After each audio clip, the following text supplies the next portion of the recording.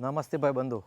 જો આ ખેતરમાં આવી ગયા છીએ, જો ઓકલેન્ડથી ઘણા દૂર આવ્યા છીએ. આ ગાડીઓ પાર્ક કરી અને તમે જોઈ શકો છો અમે ખેતરમાં અમારા ફ્રેન્ડ કમ ફેમિલી મેમ્બર રાજુભાઈ વન જોડે આવ્યા છીએ થોડી ખેતરની માહિતી લેવા માટે. ત્યાં જોઈએ તમને અહીંયા ખેતી ન્યૂઝીલેન્ડમાં કેવી થાય છે એ બતાવીએ. જો આ કીવી ફાર્મની ખેતી જોઈ લો.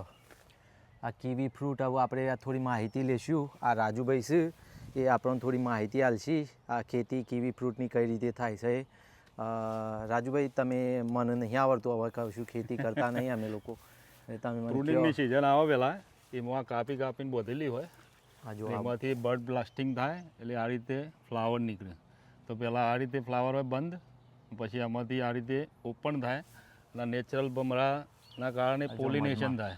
મધમાખી ને બધું હોય નેચરલી. મધમાખી દેખાય છે તમને? હા, મધમાખી જુઓ. તો આ બાજુ છે મેલના ફ્લાવર અને આ છે ફિમેલ. તો આ ભમરા પોલિનેશન કરે નેચરલી. તો એમાંથી આ રીતે ફ્લાવર બંધ હોય અને એમાંથી આ રીતે ઓપન થાય અને આ રીતે સાઇઝ બને.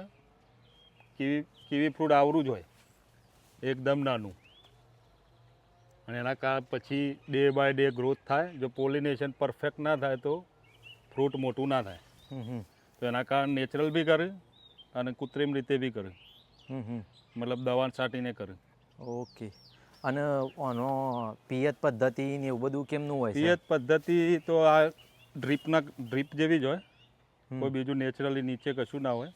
જાને બી ગરમી પડતી હોય ત્યારે ડ્રીપ ચાલુ કરી દી અને ફ્રોસ્ટ બી પડે ત્યારે બી ડ્રીપ ચાલુ કરે, જેના કારણે પાકને નુકસાન ન થાય. હા, બરાબર. જો આખા ખેતરમાં આ ઊભી જાળીઓ હે ને માટે મારે? ઊભી જાળીઓ વિન્ડ રોકવા માટે મારી. બિકોઝ ફ્રૂટની સાઇઝ જ્યારે મોટી થાય ને તો એ વખત ફ્રૂટ એકબીજાને હિસકાય તો ડેમેજ થાય. તો વિન્ડ રોકે ને એના કારણે સેફ રહે. અને અહીંયા આવો બીજું બતાવું તમને. આ સ્ટ્રિંગો ચડાયેલી ઉપર દોરીઓ આ રીતે. તો એને આ રીતે કેન ચડાવીએ ને ઉપર દોડીની સ્ટ્રિંગ ઉપર, તો આ લો બી છે કૂદી થાય તો નેક્સ્ટ યર એને યુઝ કરવા માટે. તો આટલાથી કટ થઈ જાય ને એરિયે નેક્સ્ટ યર બાંધવાની પછી. તો day by day every year નવી કેનો બોધવી પડે. ઓકે. આ ઉપર બોધેલી રહીએ. હા, તો છે કૂદી આ કેન મોટી આપ જે અમે સ્ટ્રિંગ કરીને છે કૂદી ઉપર સીધી જાય. આ રીતે સ્ટ્રિંગ કરવાની. ઓકે, બરાબર. જો આ દોરી બોધેલી રહી ને એ છેક સુધી ઉપર આવી રહ્યા. જો આ ઉપર ઓલરેડી જવા માંડ્યા છે. અત્યારે આર્યો જ વર્ક કરે, આગળ વર્ક કરો 5-6 કામ કરે. તો આપણે આગળ જઈશું થોડા. અને આ રીતે જો ફ્રૂટ આ પોલિનેટ થઈ ગયા ઓલરેડી. હા, અને આ ફ્રૂટ નીકળવાના ચાલુ થઈ ગયા છે. આ રીતે સાઇઝ વધતી જાય રોજ ડે બાય ડે. ઓકે. આ બીકોઝ ઓફ બીજ આપણે જે ભમરા કહીએ ને એના કારણે જ થયા. જોઈ લો મિત્રો, આ મેલ કીવી ફ્રૂટ ખાઈએ તો ફ્રૂટ ના આવે પણ આ મેલના ફ્લાવર જે પોલિનેશનમાં ઉપયોગમાં આવે. જેમાં આપણે કપાસમાં નહીં કરતા પ્લાન્ટેશન મેલ ફિમેલ, એ રીતે આ મેલ હે અને આ ફિમેલ હે. આના વગરના એરિયો ઊભું થાય, એના વગરના એરિયો ઊભું થાય. તો એક સાઈડ મેલનું છોડ પેલું એ કરવામાં આવે ને એક સાઈડ ફિમેલનો કરવામાં આવે એમ ને?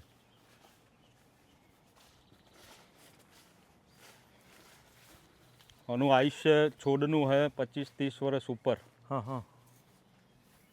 સાઈઝ વધારે જાડું ના થાય એટલું ને એટલું જ રહે. ઓકે. અને આનું આ જે છોડનું પેલું એ છે ના જરા આ જે કટ છે ગડલિંગ કહેવાય. ચેનથી કરવાનું હોય. ચેનથી કરવાનું. અને એનાથી શું થાય? એનાથી ફ્રૂટની સાઈઝ, ફ્રૂટમાં સુગર લેવલ ને બધું મેન્ટેન રહે, એના માટે કરવામાં આવે. ઓકે, બરાબર. પછી ફ્રૂટમાં જે વોટર લેવલ હોય એના કારણે વોટર લેવલ મેન્ટેન કરવા. અને આખું મોર દેન આપણે ગુજરાતીમાં કહીએ તો 15-20 વીઘા હોય એક જ ઓર્ચર્ડ. 15 થી 20 વીઘા છે. આ જો છેકો છેક આપણે આ લાઈનમાં જઈએ છીએ, છેકો છેક ખેતી આ છેક સુધી મને તો એન્ડ દેખાતો નહીં હજી. અમે તો ઇન્ડિયામાં તો ખેતી કરી.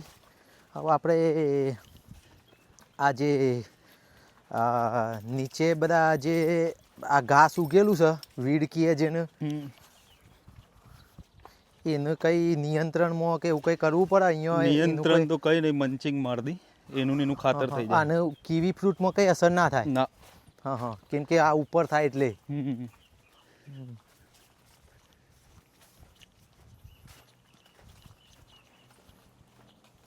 બાકી આપણે ઇન્ડિયામાં ખેતી કરતા હોય બટાકોની કે હા તે, તો બધી ખેતીમાં આપણે ખબર નિંદોમાં કરતા હોય.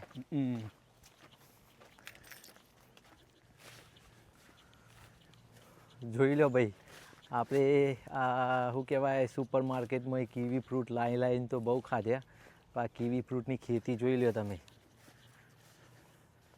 ખરેખર કીવી ફ્રૂટ કઈ રીતે બને છે ને એ જોવા આવી છીએ આજે આપણે.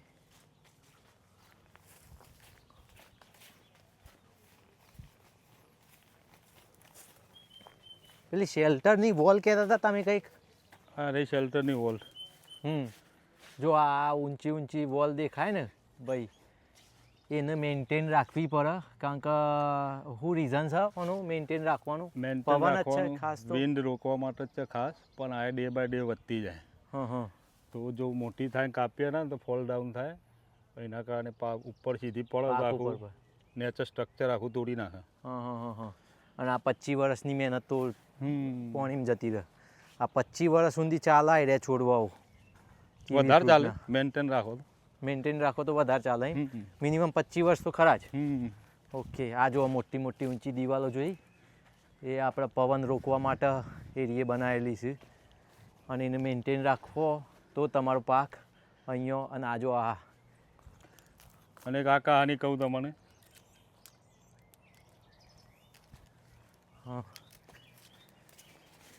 આ પ્લાન્ટનું આયુષ્ય ગડલિંગના જેટલી લીટીઓ પડી ને એના ઉપરથી નક્કી થઈ જાય. અને આ કહો તો નાઈફથી કરવાનું હોય, ઓનો નાઈફ અલગ આવે, કહો તો ચેનથી કરવાનું. આ એક એટલે 1 વર્ષ થાય, તો ગણી લો કેટલા વર્ષ થયો ઓલરેડી. 1 2 3 4 5 6 7 8 9 10 11 12 13 14 15 16 વર્ષ જૂનો હા ઓલરેડી. 16 વર્ષ જૂનો છે છોડ. જોઈ લો આ કીવી ફ્રૂટનો. અને તમને લાગે કે ભાઈ બળી ગયેલો હે, પણ એમાંથી આવી ગ્રીનરી નીકળે. ચલો, જો કીવી ફ્રૂટમાં એ 3 ટાઈપના છોડ હોય છે. આપણે આજે મુલાકાત લીધી ને એ ગોલ્ડ કીવી હતા. એવા રેડ ગોલ્ડ આવે, ગ્રીન આવે, અને આ ગોલ્ડ આવે. એટલે આ ગોલ્ડની મુલાકાત લીધી આજે. આ તો જો ખેતી આ રીતે થાય છે, એટલે જે લોકોને ઇન્ટરેસ્ટ હોય ન્યૂઝીલેન્ડમાં ખેતી કરવાનો, એ આવી જજો આ કીવી ફ્રૂટની ખેતી કરવા માટે. બસ આ રીતનું છે. જુઓ, આ રીતે બીજ રેન્ટ ઉપર લાવવાની હોય, 1 વીક to 10 days રાખવાની, પછી લઈ જાય રહ્યો. આ બધી પેટીઓમાં મધમાખી. અને આ એરિયા કે કર્યું નહીં, શાંત ભમરી કહેવાય ને આપણે એરિયા. ઓકે, બરાબર. ઇન્ડિયામાં આ રીતે નજીક ઉભા રહ્યા હોય તો કેટલી ચોટી જી હોય આપણને. પણ આ બધી રેન્ટ ઉપર લાવવાની, 10 દિવસ રાખ્યું હોય, હાથ ઉપર બી બે જાય, જલ્દી કર્યો નહીં, જો સુધી દબનમાં ના આવે. કારણ કે અંદર ફ્લાવરમાં ભમરી હોય તો આને જ કામ કરવાનું. જોઈ લો ભાઈ, મધમાખી સ્પેશિયલ આ રેન્ટ ઉપર લાવવી પડે છે આ અહીંયા કીવી ફ્રૂટની ખેતી કરવા માટે. દેખો, જો મિત્રો, આપણે કાલે વિડીયો ઉતાર્યો ને જે ગોલ્ડ કીવીનો, આ ગ્રીન કીવીમાં આવી ગયા છીએ આપણે. હું પહેલાં તો થોડું ઇન્ફોર્મેશન લીધી એક ભાઈ જોડેથી, એ વિડીયો બંધ ના પાડતા હતા. પણ પહેલાં તો આપણે જો આ ફ્રૂટ હજી આવ્યા નહીં તો આપણને ખબર કઈ હતી પડે કે આ ગોલ્ડ કીવી છે કે ગ્રીન કીવી છે, બરાબર? તો એક પહેલી વસ્તુ તો એમને કીધી કે આ એનું બેઝ ખરો ને છોડનો, એ રહ્યો જોવાનો.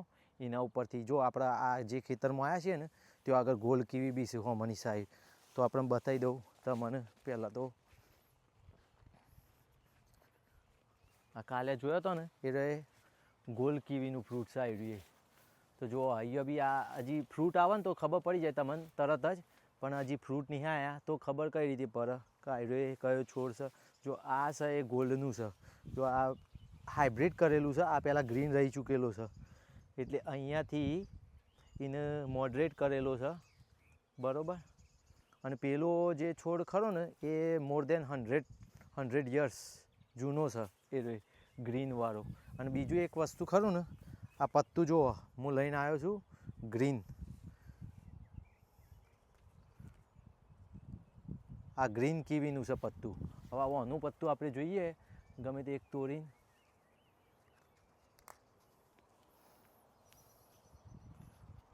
જો આ તરકામ લઈને આવો આ બાજુ.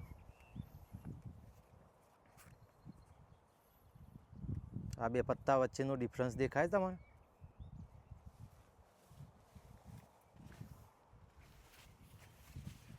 જુઓ,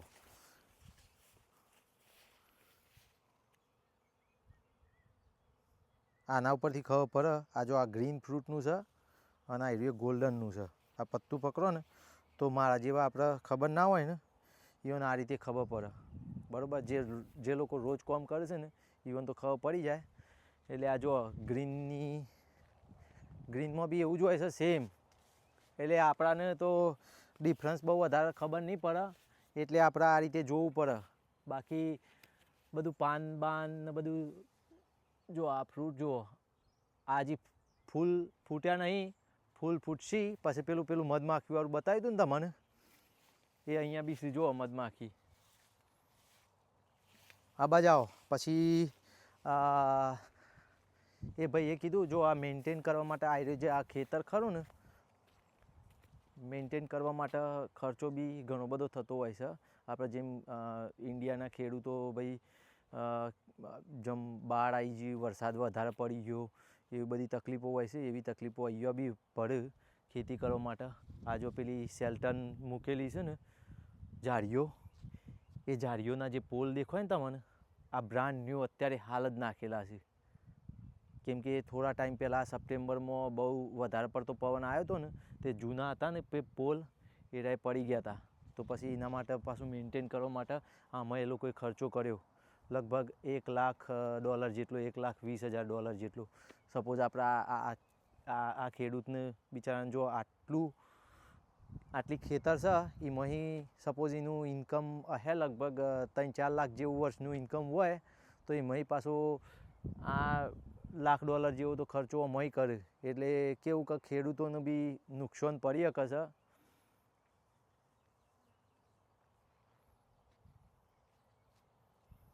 જો આપણે પેલું મધમાખીનું બતાવ્યું હતું ને, આ બાજુ હજી ફૂલ આવ્યા નહીં, આ બાજુ ફૂલ થઈ ને એટલે પછી આ પાછું મધમાખીનું કામકાજ ચાલુ થઈ જશે, બરાબર. મેલ ઉપરથી મેલના ફૂલ પરથી બેસીને ફિમેલના ફૂલ ઉપર બેસે એટલે એનું જે શું કહેવાય પોલિનેશન એ રીતે થાય. અને એ રીતે પછી એમાં ફૂલમાં એ ફ્રૂટ ખરું ને એ વિકાસ થાય એનો, બરાબર. એટલે જો આ પોલની વાત કરતો હતો ને, આ જો પોલ બિચારો હમણાં જ નાખ્યા છે. આ નવું એ લોકોએ શેલ્ટન વોલ નાખી છે, જુઓ નવા ઇન્સ્ટોલ કર્યા.